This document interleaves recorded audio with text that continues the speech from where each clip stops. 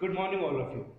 Today, again, we are having a new lesson here that is from class 8th, and the lesson name is that challenging the caste system. Means the caste in India, caste is very important. What and who are you doesn't matter, but which caste you belong, that is very, very important for all of us. Earlier it was for the discrimination, today for reservation. It's my personal view that I'm sharing here. Caste की जब भी बात आती है तो हम हमेशा इसको डिस्क्रिमिनेशन के बिहाफ पे ही देखते हैं। क्या आज ये कास्टिज्म या कास्ट सिस्टम या जाति प्रथा खत्म हो गई है? नहीं, मेरे हिसाब से लगता है मुझे कि इसको हम लोगों ने क्या किया है, एक कानूनी रूप से अमली जामा पहना दिया है। आज भी वही डिस्क्रिमिनेशन, भले कास्ट्स बदल गई हूँ, जातियाँ बदल गई हूँ, और हर व्यक्ति उस डिस्क्रिमिनेशन का पार्ट बनना चाहता है। पहले उससे दूर भागता था, आज उसका पार्ट बनना चाहता है। ठीक है, बेनिफिट्स बेनिफिट्स सभी को चाहिए। तो मुझे नहीं लगता कि आज भी हमारे सोसाइटी से कास्ट सिस्टम खत्म हुआ है। आज पहले से ज्यादा कास्टिज्म बढ़ गया, आरक्षण की वजह से या different type of the discounts, provisions और छूट की वजह से। चलिए, बुक क्या कहता है, लेसन क्या कहता है, उसके बारे में बात करते हैं। This is the general thought और talk I was talking to all of you. So let's start the lesson here. Varna system, जैसा कि आपको पता होगा कि in the history the writers are telling that we are having a varna system here in which the Rig Veda or all the Veds, and there was the division of casteism according to the word. So earlier it was divided into 4 parts: Brahman, Kshatriya, Vaishya and Shudra.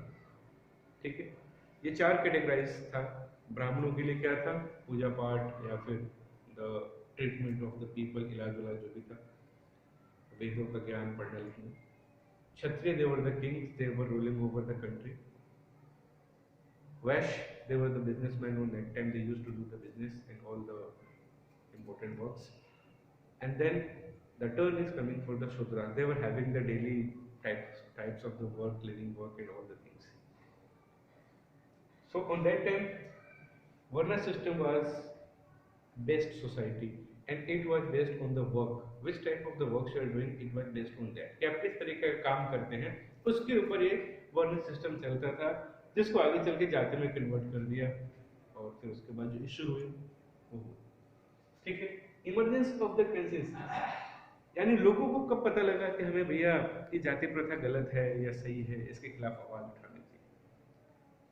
ठीक है, जब बहुत ज्यादा भेदभाव होने लगा लोगों के बीच में, इंसान इंसान के बीच में छूने से, टच होने से, कुएं पे पानी भरने से, टेम्पल में जाने से, बहुत सारी गतिविधियां थी जिसके थ्रू सोसाइटी में एक तरीके से एक कुछ चेंजेस आ रहा था। लोग अनसेटिस्फाइड, फिर भी आवाज कई बार उठाई जाती थी उन लोगों के द्वारा जिनके साथ डिस्क्रिमिनेशन होता था, but just because of some issues उसको क्या किया जाता था, सप्रेस कर दिया जाता था, दबा दिया जाता था।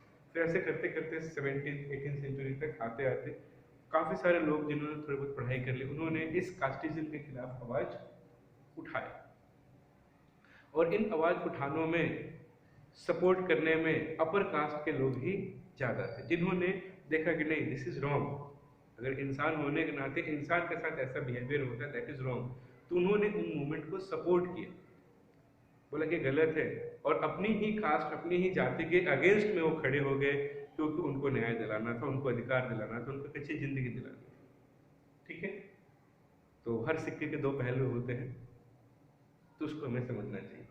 तो उस वक्त राजा राम मोहन राय, जिन्होंने बहुत बड़ा रोल प्ले किया इंडियन जो रिचुअल्स हैं और जो बैड थिंग्स थे उसको रिमूव करने में, चाहे वो सती प्रथा हो, विडोरी मैरिज हो, चाइल्ड मैरिज हो। अब यहाँ पे कास्टिज्म के अंदर भी राजा राम मोहन राय ने बहुत अच्छा रोल प्ले किया, लोगों को समझाया, बताया, सिखाया कि क्या सही है और क्या गलत है, और लोग उनकी बात को मानते थे। सोसाइटी के अंदर बदलाव लाना इतना आसान काम नहीं है, जैसे कि राजा राम मोहन रॉय ने किया। उसके बाद ब्रह्म समाज की स्थापना होती है, जो मैंने आपको लास्ट वीडियो में बताया था। ठीक है, और ब्रह्मो समाज ने क्या किया, उसने भी इसी मुद्दे को, कास्टिज्म को, सिस्टम को इम्प्रूव करने के लिए लोगों को जागृत किया और उनको इंफॉर्मेशन दी कि what is the right and what is the wrong. उसके बाद कुछ नेम्स और लिखे, रामकृष्ण परमहंस, इन्होंने रामकृष्ण परमहंस मिशन को बनाने का, आगे बढ़ाने का काम किया। उनके शिष्य थे विवेकानंद जी, उन्होंने भी इसको काफ़ी बड़े स्तर पर उठाया, लोगों को समझाया। जब वो खुद एक प्रकाश से आते थे उन्होंने उसको चेंज करने की कोशिश की।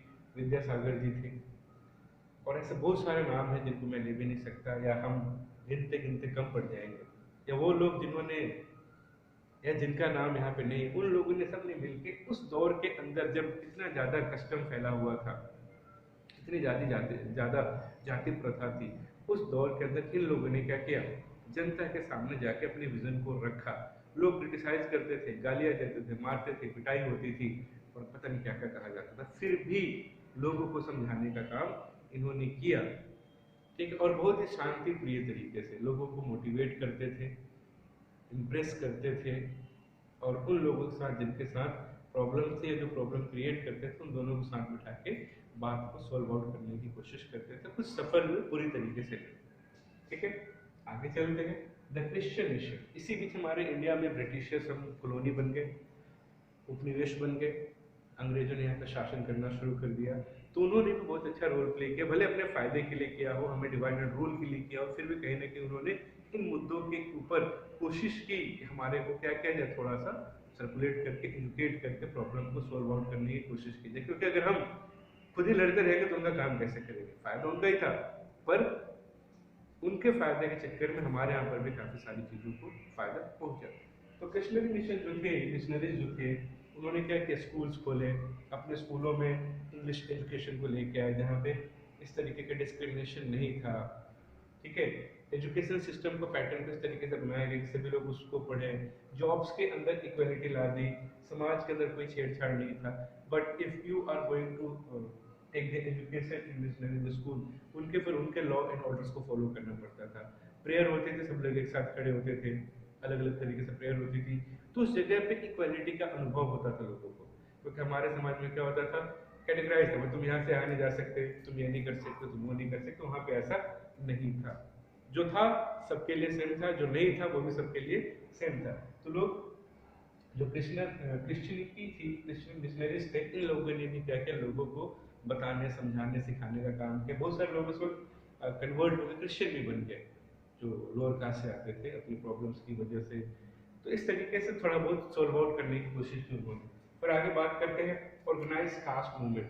जब लोगों को लगने लगा कि हमारा समाज तैयार हो गया है, तो बहुत सारे लीडर्स, बहुत सारे लोग आए और उन्होंने उसको मूवमेंट बना दिया, आंदोलन के तरीके से ट्रीट और लीड करना शुरू कर दिया। जिसमें गुरु घासीदास जी थे, जिन्होंने सतनामी मूवमेंट को आगे बढ़ाया, जो कुछ जाति से एक कॉबलर थे, और उन्होंने अपनी जाति को, जो सबसे नीचे स्टेप्स पे आती थी, उसको बताया, समझाया, तो लोग उनके साथ हुए और उन्होंने मूवमेंट चलाया। और उनके मूवमेंट में बहुत सारे लोग जुड़ते चले गए, अपने राइट, अपने अधिकारों को मानते चले गए, और लोगों को समझ में आने लगा कि हाँ, ये जाति प्रथा कुछ नहीं, एक समाज का बनाया हुआ एक नियम कानून है। फिर आगे आते हैं, हरदास ठाकुर जी थे, ज्योतिबा फुले जो थे, उन्होंने क्या किया, सत्योदय साधक समाज बनाया। इसमें भी सेम वही चीज थी। फिर आगे देखो, साउथ की तरफ आप जाओगे तो क्या है, वीरासलिंगम है, ठीक है, राजमुद्रे है, श्री नारायण गुरु जी है, पेरियार जी है, और उसके बाद डॉक्टर भीमराव अम्बेडकर, जो सबसे इम्पोर्टेंट है। इनका नाम आपने बार बार सुना होगा कि इन्होंने कास्टिज्म के लिए बहुत कुछ किया, जाति को ऊपर उठाने के लिए किया, छोटी जातियों के लिए अधिकार दिलाए। इनसे पहले सारे लोगों ने जो स्टेप तैयार किया, उसके ऊपर इनका नाम बहुत रिस्पेक्ट से लिया जाता है। तो इन्होंने भी कोशिश की, ठीक है। तो इन सब लोगों ने क्या किया, कास्टिज्म मूवमेंट को डेवलप किया, उन्होंने उसको आगे बढ़ाने का काम किया, लोगों को इकट्ठा किया कि आप हमारे साथ जुड़िए।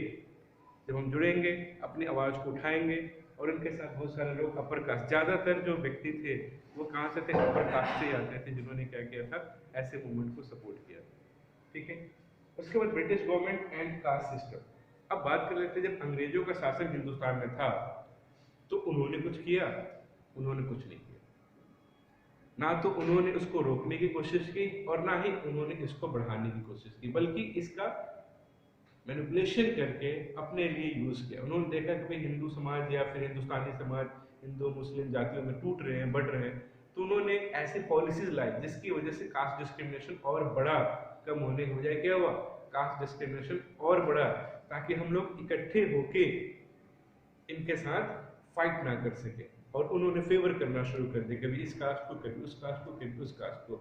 और उन्होंने कास्ट बेस्ड बहुत सारी चीज़ों को इंट्रोड्यूस किया, चाहे वो जॉब हो, एजुकेशन हो, ऐसे प्रेफरेंस कास्ट वाइज देने लगे। भाई if you are belonging from that caste you are having such kind of the facility and you are having this caste, you are not. वही रिजर्वेशन वाला खेल उन्होंने बहुत पहले खेल लिया था, जो आगे चल के हमारे कॉन्स्टिट्यूशन के अंदर जुड़ा, ताकि हमारा देश, हमारा समाज टूटा रहे और हम कभी भी इकट्ठा होकर उनके साथ लड़ाई ना कर सके।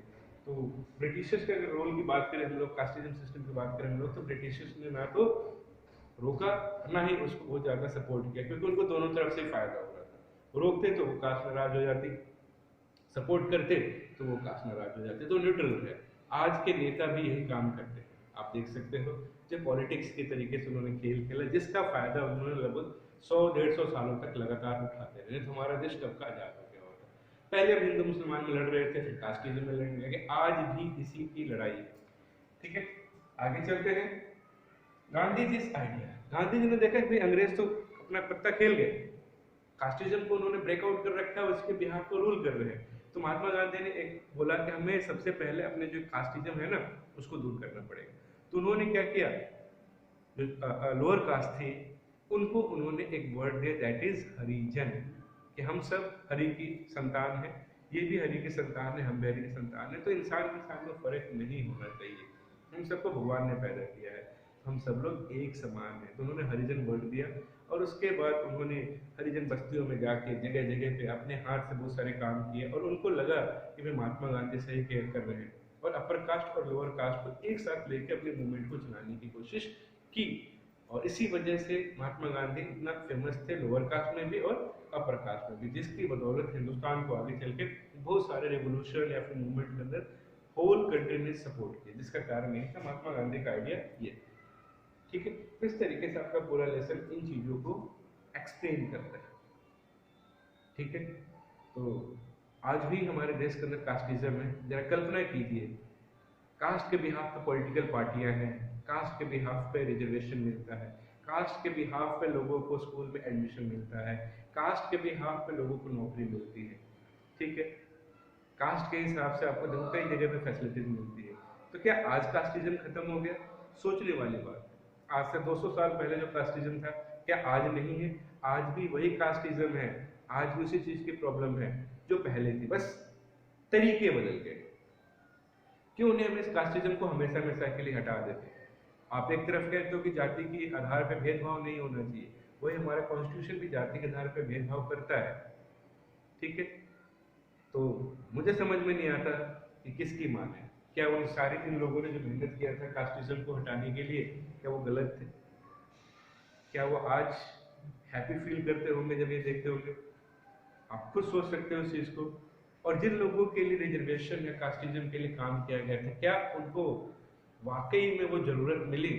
आज जो लोअर कास्ट, वो लोअर कास्ट ही है, जिनको फायदा होना चाहिए तो उनको फायदा नहीं हुआ। और क्या अपर कास्ट के अंदर वो लोग गरीब नहीं होते?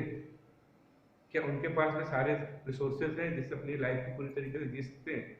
तो सारी चीजें सोचने वाली। आप खुद रिसर्च करो, आप खुद सोचो, खुद देखो, and then you can understand.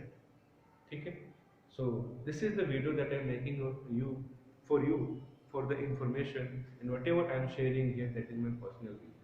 ठीक है, तो if somebody is feeling something bad, अगर किसी को कुछ गलत लगता है, या मेरे मुंह से गलती से कुछ ऐसे शब्द निकल गए हों जो शायद इस समाज के लिए, इस देश के लिए या इस संविधान के लिए कुछ गलत हो, तो I really feel extreme sorry for that one, but this is the truth which whatever I'm telling.